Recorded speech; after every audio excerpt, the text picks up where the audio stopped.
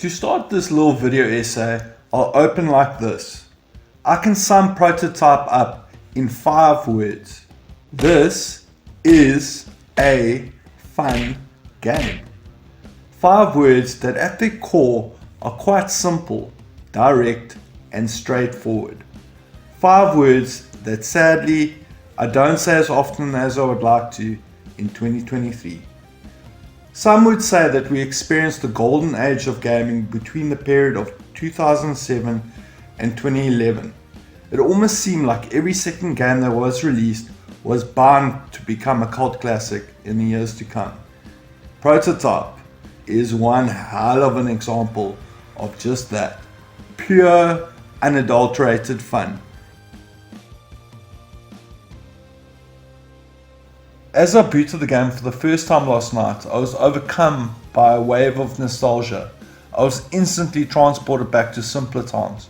A time when games were edgy as fuck and they took risks. They ran on a couple of megabytes, but they looked way better than they had any right to. A time when you weren't labelled a this or that for any old innocuous opinion. A time when playing a game just made you what you were, a gamer.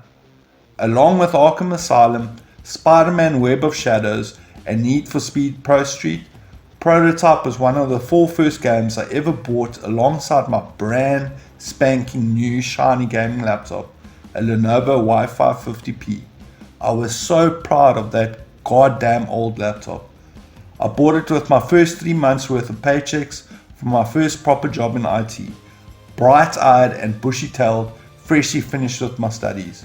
I remember thinking just how powerful and cutting edge it was at the time. A whole freaking 1 gigabyte of video RAM and 4 gigabytes of system RAM. It was off the chain, bro. I remember thinking to myself, we definitely reached the pinnacle of gaming. Are you fucking kidding me? Well, that was then. Tech has come a long way since then. Long story short, god damn, I'm getting old. This is going to be a relatively short, relatively spoiler-free retrospective, or should I rather say, an emotive response to my time with Prototype in 2023, and whether I think it would be worth your time. So let's just get to it then. Is it a perfect game? Heck no. Is it a complex, thought-provoking game? Au contraire, my good fellow. But it doesn't pretend to be, or even need to be. Is it flawed? Hell yes. But that doesn't detract from the fun you will have whilst playing this absolute gem of a game. Once you get into it, it becomes such an adrenaline rush. A sugar high at 200 miles per hour with knives in your hands. Yes, as you can imagine, it's about to get messy.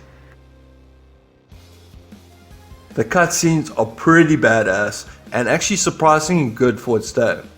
The story, whilst being super simple, remains rather interesting, omitting just enough details for you to get absolutely sucked in and try to figure out just what the hell is going on. The game mechanics are basic, but fuck me, such a blast. The visual effects and the graphics for the time are no slouch to boot. Just look at the scene set in Times Square. Not bad for a 2009 game. Not bad at all. Voice acting and polygon count, whilst a bit rudimentary in 2023, were pretty awesome back in 2009. This game was received pretty well at the time of release, selling 2.1 million units within the first year. Infamous had a similar plot and premise, which was actually released only a month earlier than Prototype, but that was a PlayStation exclusive. Prototype, on the other hand, released on all major platforms, including PC, which is how I got to interact with it back in the day.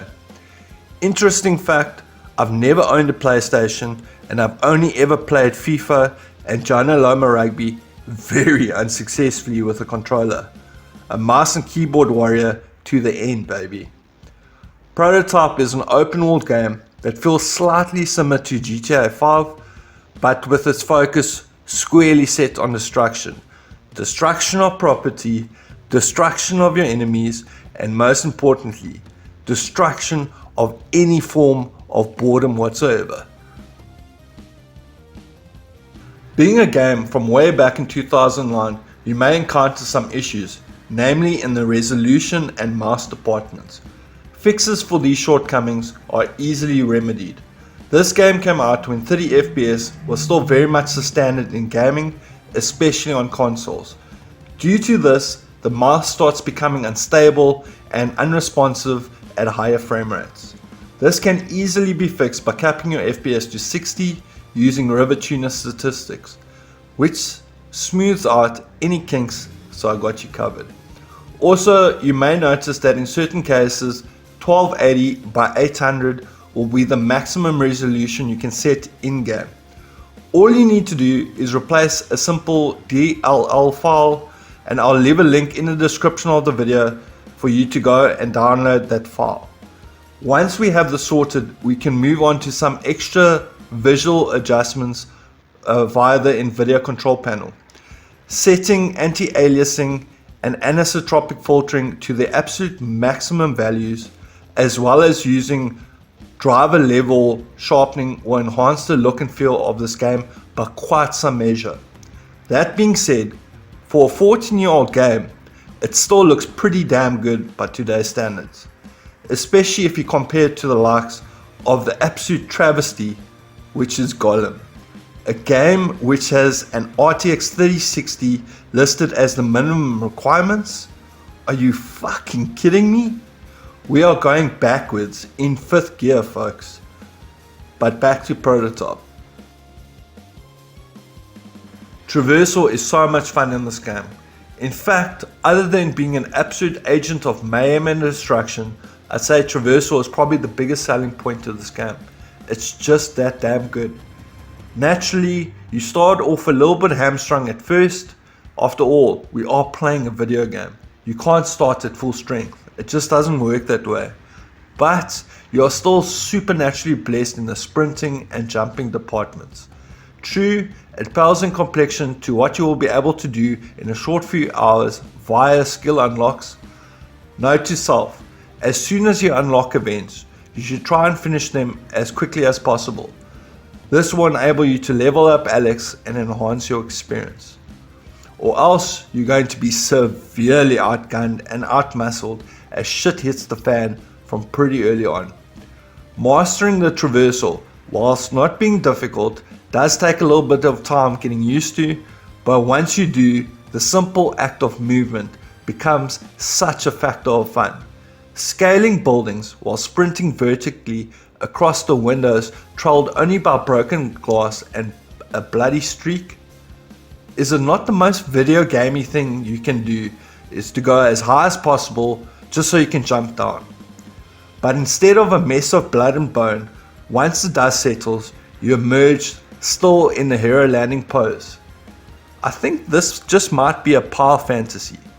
The graphics aren't exactly cutting edge by today's standards, but I remember playing this game in 2010 and being completely blown away. The first time I ever got the chance to sprint through New York streets in an open world setting, especially in one as chaotic as this. I mean, just look at this. You start off as Alex Mercer, the game's protagonist. Now, protagonist, a term I use loosely. An anti-hero might be a more apt description. After all, you are consuming people to stay alive and causing a rush of mayhem and a river of blood wherever and whenever you go. Alex is on a mission, but a mission he isn't quite sure where to start. All he knows is that he has been wrong and there is hell to pay. Mutated and endowed with some really incredible superhuman abilities and a penchant for death and destruction. He is trying to piece together what happened to him, whilst tearing his opponents to shreds. Why is he still alive? How did he come to possess all these powers? More importantly, how did this happen in the first place? Who can he trust? Can he trust anyone, let alone himself?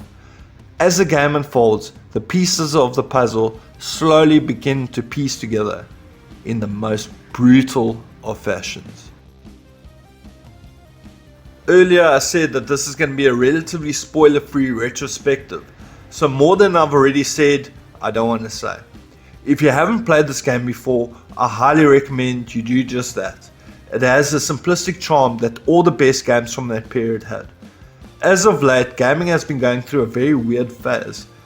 There is so much external noise that just really has no place in gaming, or shouldn't at the very least.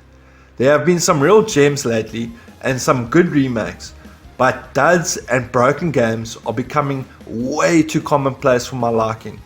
But in saying all of that, there is a treasure trove of good, if not great games from yesteryear that still hold up so beautifully to this day. In short, if you're without a game to play currently, give Prototype a try. You can't go wrong. Thank you so much for watching. If you have any questions, please hit me up in the comments section. If you enjoyed this video, be sure to smash that like button. And guys, if you're still watching and you haven't subscribed as of yet, now's the time to do so. As always, thanks for watching. It's people like you that make a difference in this world. Cheers.